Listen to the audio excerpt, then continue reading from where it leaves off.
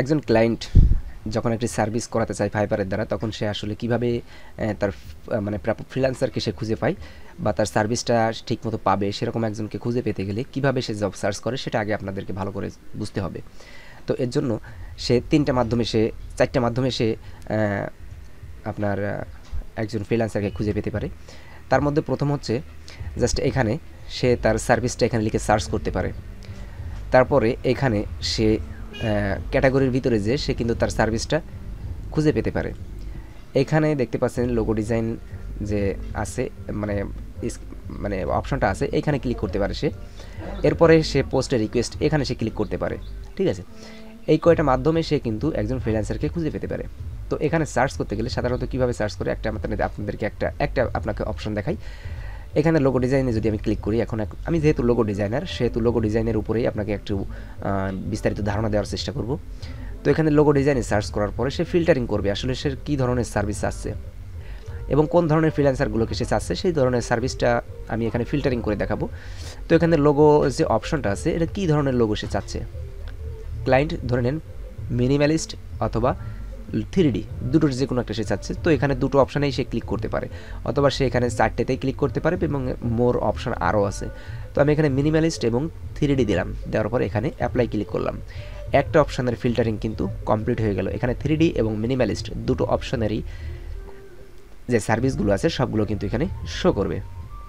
এরপরে আসি seller option. আমি কোন ধরনের সেলারকে খুঁজবো, লেভেল 1 বা নিউ সেলার বা লেভেল 2 টপ রেটেড, সবগুলোতেই সে মার্ক করতে পারে, অথবা চাইলে সে ফিল্টারিং করে যে কোনো একটাতে বা দুইটাতে সে সার্চ করতে পারে। তো এখানে সিম্পলি অ্যাপ্লাই করব।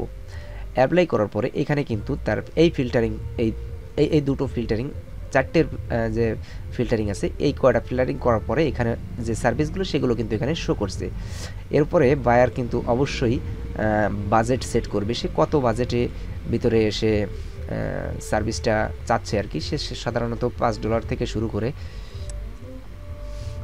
এখানে বাজেটটা সে $5 থেকে শুরু করতে পারে এবং ওর দেশে তার একটা সর্বোচ্চ বাজেট থাকবে যে এই বাজেট পর্যন্ত আমি সার্ভিসটা নিব। যেমন আমি এখানে $5 থেকে আমি এখানে $20 আমি এখানে দিয়ে দিলাম।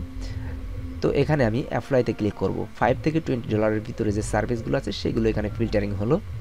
এরপরে আসি এখানে ডেলিভারি টাইম। ডেলিভারি টাইমটা বায়ার কিন্তু নির্দিষ্ট করবে যে আমার 24 ঘন্টার ভিতরে বা আপ টু 7 ডেজ বা আপ টু 3 ডেজ বা এনি টাইম, সে একটা নির্দিষ্ট সময় নির্ধারণ করে সে কিন্তু ফিল্টার করবে।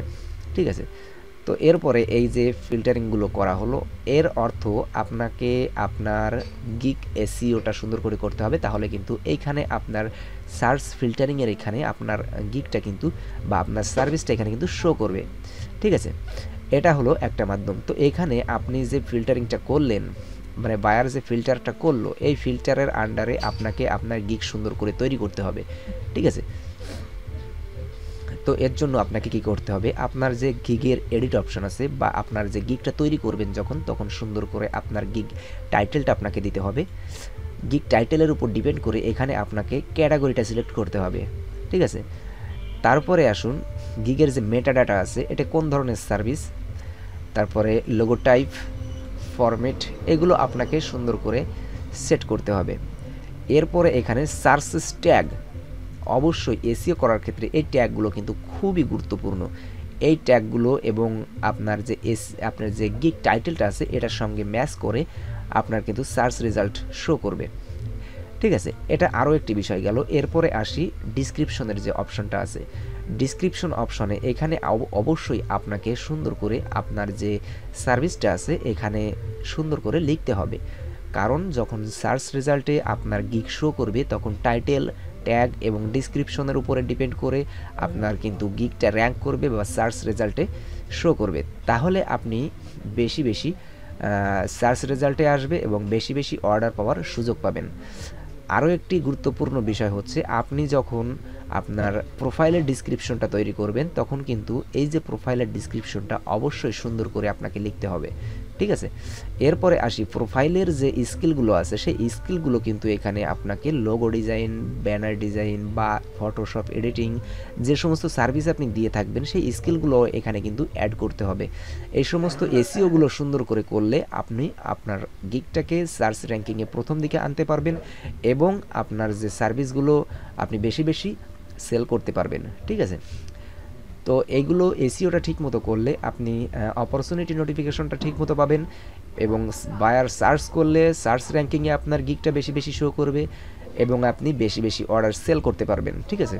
তো এই ছিল আজকের ভিডিওটা যদি ভালো লাগে অবশ্যই একটি লাইক দিবেন, আমার চ্যানেলে যদি নতুন হয়ে থাকেন অবশ্যই একটি সাবস্ক্রাইব করবেন। তো দেখা হচ্ছে পরবর্তী ভিডিওতে, ততক্ষণ পর্যন্ত সবাই সুস্থ থাকুন, ভালো থাকুন, ধন্যবাদ সবাইকে, বাই।